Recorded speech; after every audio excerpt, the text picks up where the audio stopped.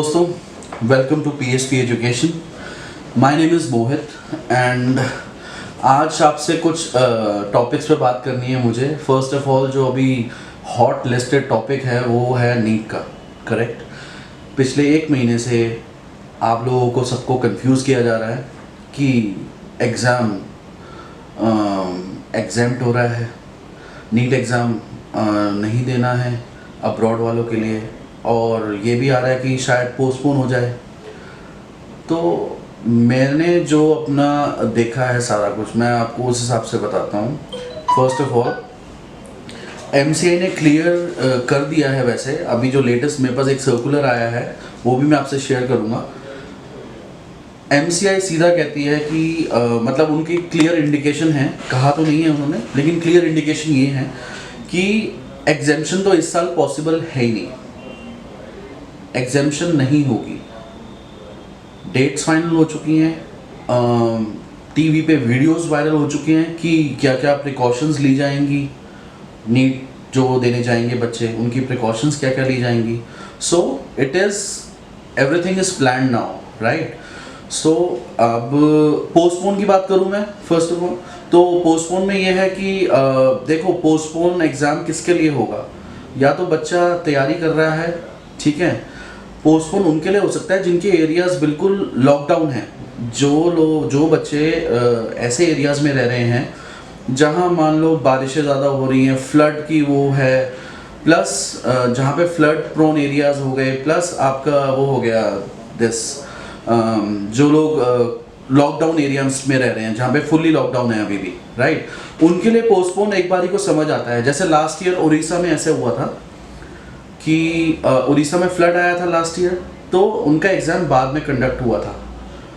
तो यही सर्कमस्टांस है, क्योंकि जितने बच्चे ट्वीट करने वाले हैं, हैशटैग देने वाले हैं कि hashtag cancel, hashtag postpone NEET exam, तो उतने ही बच्चे जो पिछले एक साल से तैयारी कर रहे हैं नीट एग्ज़ाम देने के लिए, करेक्ट, वो भी तो कर रहे होंगे ना sir tweet.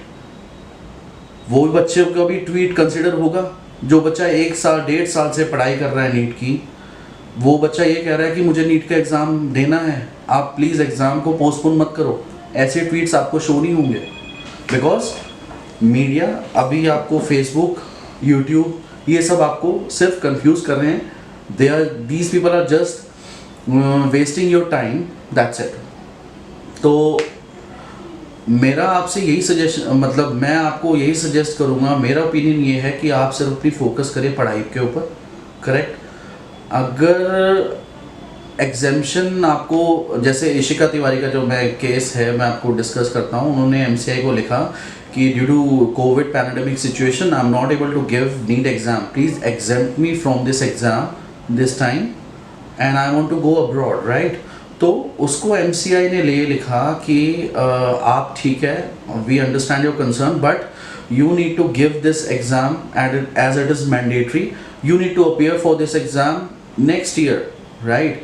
So it will be a burden for Ishika, I suppose, right? Because if she takes the admission and go abroad or take admission in any colleges, right? So उनका expense भी तो बढ़ेगा, burden भी बढ़ेगा, medical की पढ़ाई शुरू हो जाएगी उनकी, plus NEET का भी उनको पढ़ना पड़ेगा, correct? So ये तो मेंटल बर्डन हो गया। Second thing, financial burden. In case Ishika अगर बाहर जाती हैं abroad, then she has to come back to India, right, and it will bear expenses, financial expenses on her.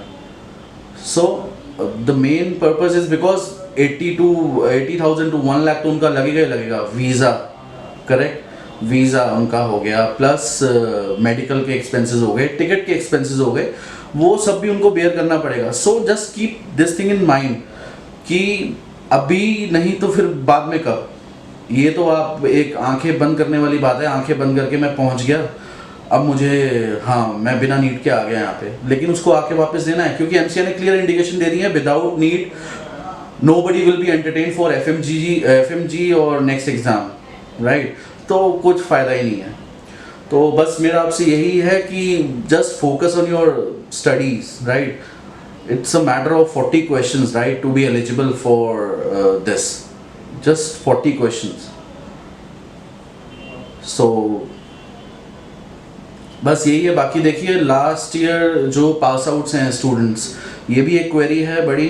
Last year के जो पास आउट हैं NEET में या उससे पिछले साल के, बिकॉज एमसीआई ने स्टार्टिंग में ही बता दिया था कि लास्ट 3 इयर्स का वो मतलब ठीक है, जो लास्ट 3 ईयर में क्लियर किया है जिन्होंने नीट, तो उनका वो एलिजिबल है अब्रॉड जाने के लिए।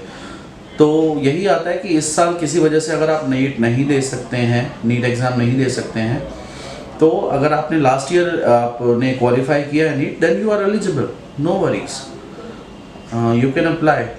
एंड सेकेंड थिंग, स्टूडेंट्स के दिमाग में ये भी आ रही है एडमिशन्स क्लोज हो जाएंगे, तो every university has a criteria, right.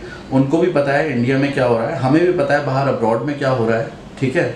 Flight resume नहीं हुई है अभी तक स्टूडेंट्स के लिए, but for safer side you must take admission. If या तो नीट एग्ज़ाम आपका क्लियर होगा या नहीं होगा, right. So as of now we are also, मेरे पास दिन में बहुत सारी क्वेरीज आती हैं, सर मैं नीट एग्ज़ाम के बाद, नीट रिजल्ट के बाद ये एडमिशन लेता हूँ, क्या एडमिशन क्लोज तो नहीं होंगे। तो उनको मैंने यही सजेस्ट किया है, just if you have plan in your mind कि you have to study abroad only, right, तो take the admission from the university. It's very simple, right.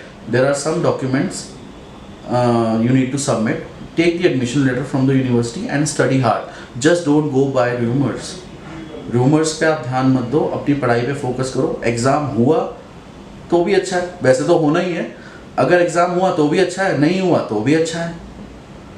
तो इसी के साथ मैं बस अपना वीडियो क्लोज करूँगा। ये छोटा सा एक टॉपिक था, मेरे को लगा कि बहुत ज़रूरी है सबको बताना, हमारे व्यूअर्स को।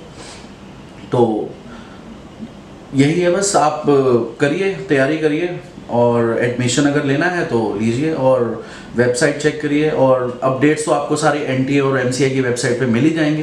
तो फेसबुक ट्वीट्स ये सब आपको देखने की ज़रूरत ही नहीं है, सिर्फ वेबसाइट पे जाइए, ऑफिशियल वेबसाइट्स हैं जो एनटीए की और एमसीआई की, उस पर अपडेट ज़रूर मिलेंगे आपको सारे। वहाँ नहीं मिलेंगे तो कहाँ मिलेंगे, राइट। चलिए, take care and study hard, see you in the next video, bye bye।